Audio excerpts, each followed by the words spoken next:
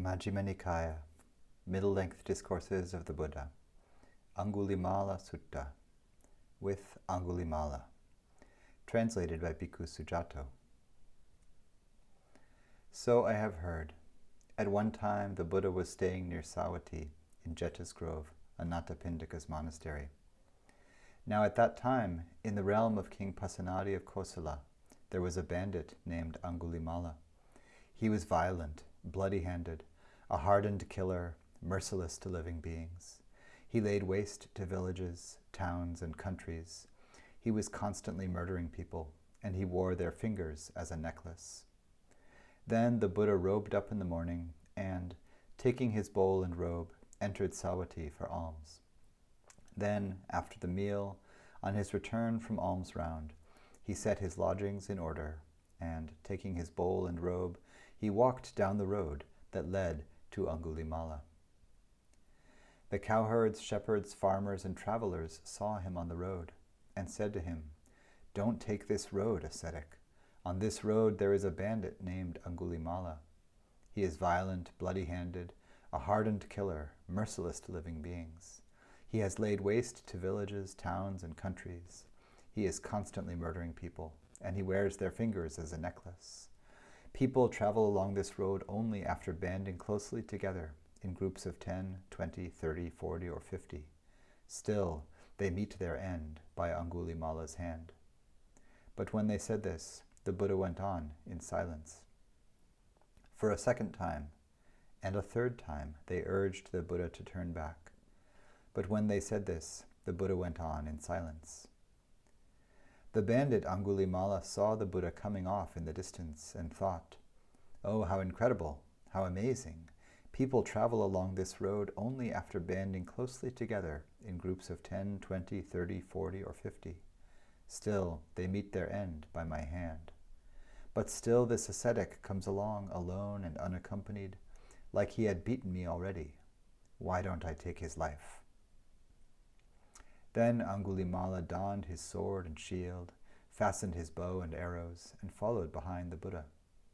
But the Buddha used his psychic power to will that Aṅgulimāla could not catch up with him, no matter how hard he tried, even though the Buddha kept walking at a normal speed.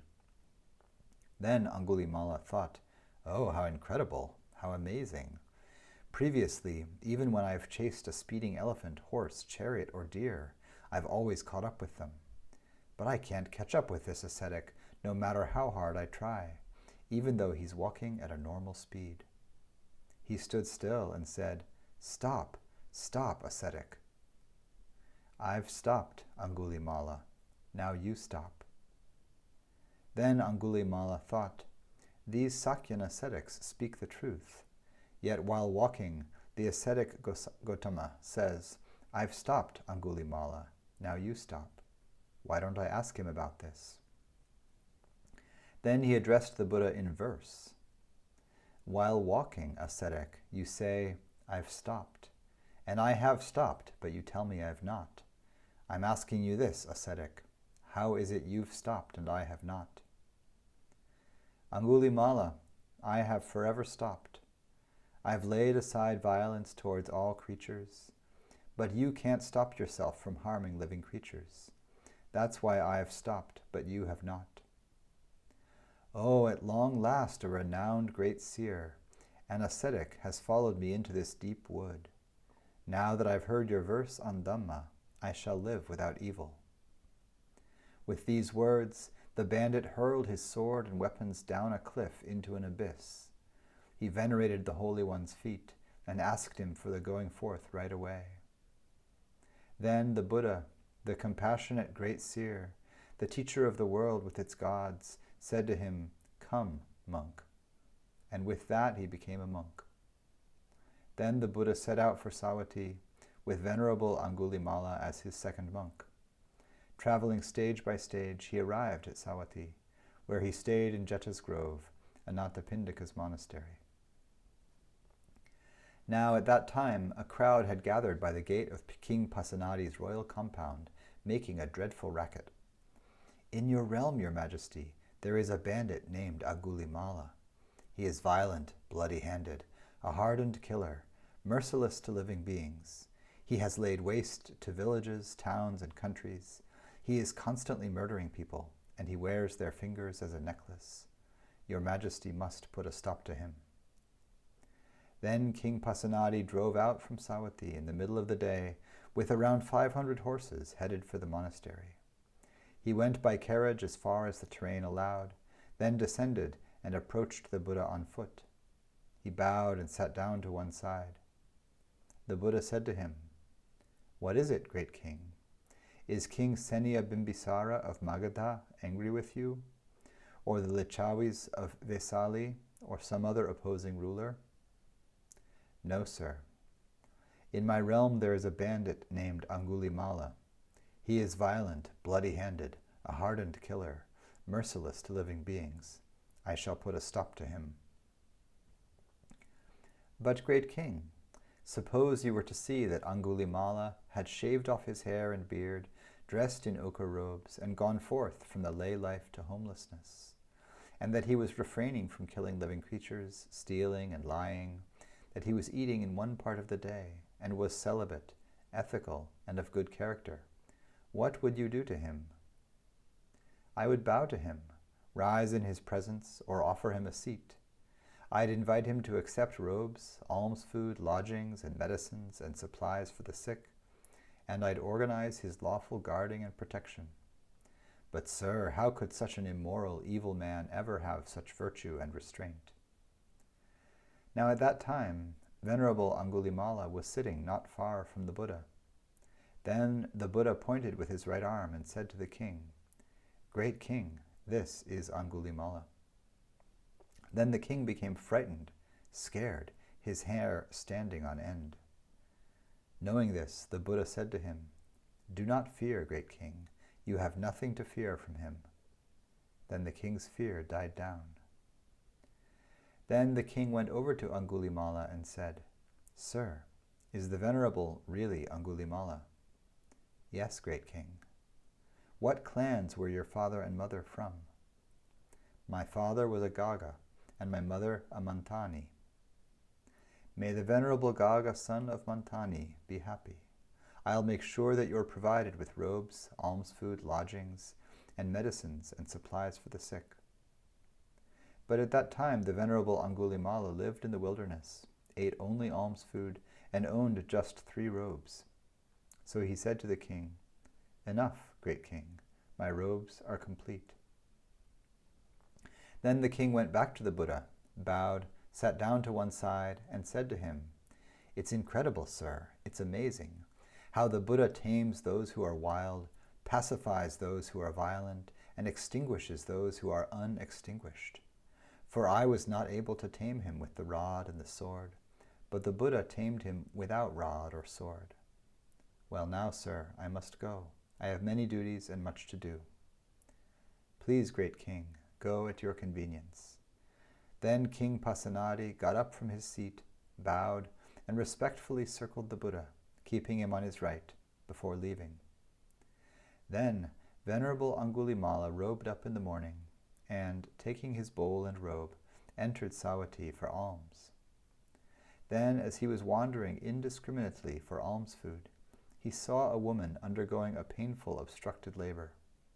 Seeing this, it occurred to him, "Oh, beings undergo such travail. Oh, beings undergo such travail." Then, after wandering for alms in Savatthi, after the meal, on his return from alms round, he went to the Buddha, bowed, sat down to one side, and told him what had happened. The Buddha said to him, "Well then, Aṅgulimāla, go to that woman and say this: 'Ever since I was born, sister, I don't recall having intentionally taken the life of a living creature. By this truth, may both you and your baby be safe.'" "But sir, wouldn't that be telling a deliberate lie? For I have intentionally killed many living creatures." "In that case, Aṅgulimāla, go to that woman and say this: 'Ever since I was born in the noble birth, sister, I don't recall having intentionally taken the life of a living creature. By this truth, may both you and your baby be safe.'" "Yes, sir," replied Aṅgulimāla, he went to that woman and said, "Ever since I was born in the noble birth, sister, I don't recall having intentionally taken the life of a living creature.